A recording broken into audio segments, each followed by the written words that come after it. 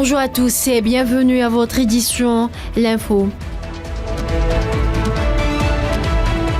Le ministère de la Santé palestinien a annoncé ce dimanche que le bilan des agressions meurtrières de l'entité sioniste contre le peuple palestinien à Gaza en Cisjordanie occupée s'élève à 2383 martyrs et 10 150 blessés.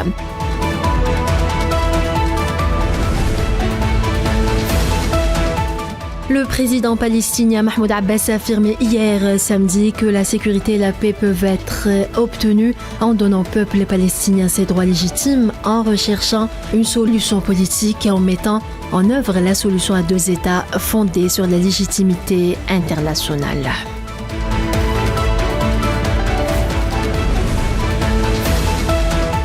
Le président sud-africain Cyril Ramaphosa a condamné hier l'agression sioniste en cours contre la bande de Gaza et la Cisjordanie occupée, réitérant la solidarité de son pays avec le peuple palestinien martyr.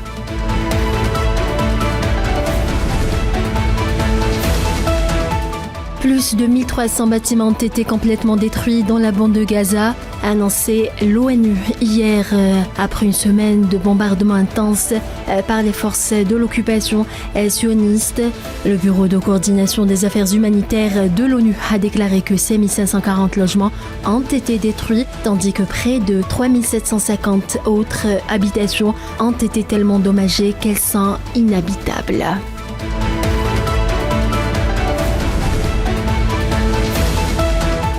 Le Qatar a fait part hier de son rejet catégorique des tentatives d'évacuation forcée du peuple palestinien de la bande de Gaza par les forces de l'occupation sioniste, appelant à la levée du siège imposé et à protéger les civils palestiniens conformément au droit international et au droit humanitaire international.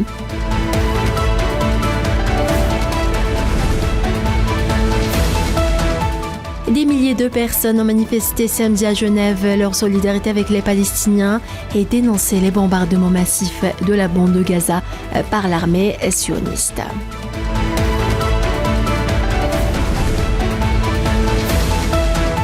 Dans le reste de l'actualité, près de 13,4 millions d'électeurs sont attendus aux urnes ce dimanche en Équateur pour le second tour de la présidentielle entre une avocate socialiste, dauphine de l'ex-président Rafael Correa, et un candidat libéral.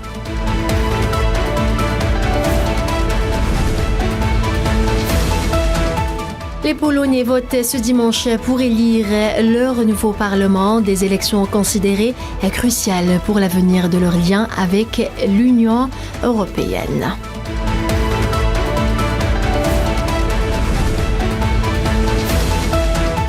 Au Portugal, la vague de feux de forêt qui fait rage depuis plusieurs jours dans l'île de Madère devrait bientôt entrer en phase finale, a estimé le président du gouvernement régional de cet archipel portugais.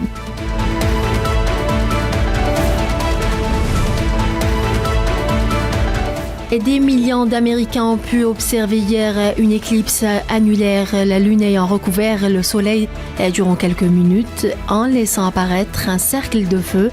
L'événement est également une opportunité scientifique pour la NASA qui prévoit d'étudier de près les changements de température dans l'atmosphère.